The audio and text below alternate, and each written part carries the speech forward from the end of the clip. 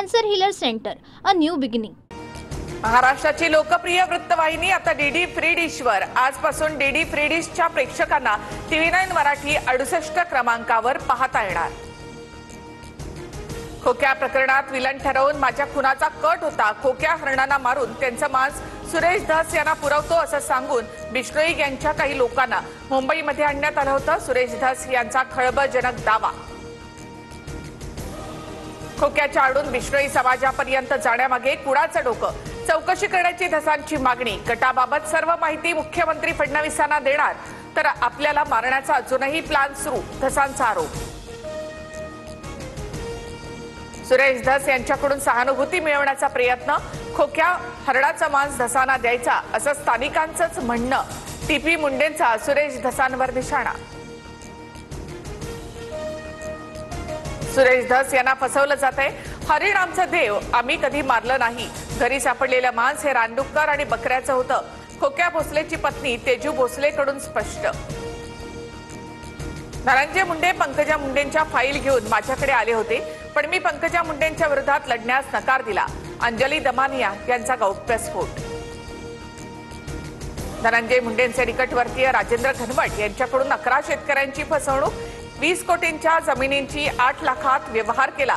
अंजली दमानिया यांचा आरोप। विरोधात लढणाऱ्या शेतकऱ्यांचा छळ करत राजेंद्र घनवटकडून खोटे गुन्हे, धनंजय मुंडेंकडून फोन आल्यामुळे 9 शेतकऱ्यांवर गुन्हे दाखल। माहिती देताना शेतकरी महिलेला अश्रू अनावर। विनाकारण बदनाम करण्याचा प्रयत्न, अंजली दमानियांकडून आरोपांची कागदपत्र घेऊन तपासणी करावी, चौकशीसाठी तयार। राजेंद्र घनवटांचे वडील पोपट घनवट यांनी दमानियांचे आरोप फेटाळले। जमिनी कायदेशीररित्या घेतल्याचाही दावा।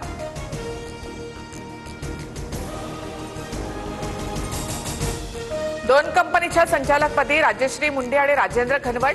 धनंजय मुंडे आणि घनवट यांचे व्यवहार तपासा, अजित पवार आणि बावनकुळेंनी चौकशी करून कारवाई करावी। अंजली दमानी यांची मागणी। कळंबमधील मनीषा भिडवेच्या हत्येनंतर आरोपी रामेश्वर भोसले 2 दिवस त्याच घरामध्ये राहिला। मृतदेहाच्या शेजारी बसून आरोपीनं जेवण सुद्धा केलं। धक्कादायक माहिती समोर, आरोपी उस्मान सय्यद आणि राणा भोसले अटकेत। उद्या दुपारी 12 वाजता वक्फ विधेयक लोकसभेत मांडणार। विधेयक मांडल्यानंतर लोकसभेत सत्ताधारी आणि विरोधी पक्षांची 8 तास चर्चा होणार।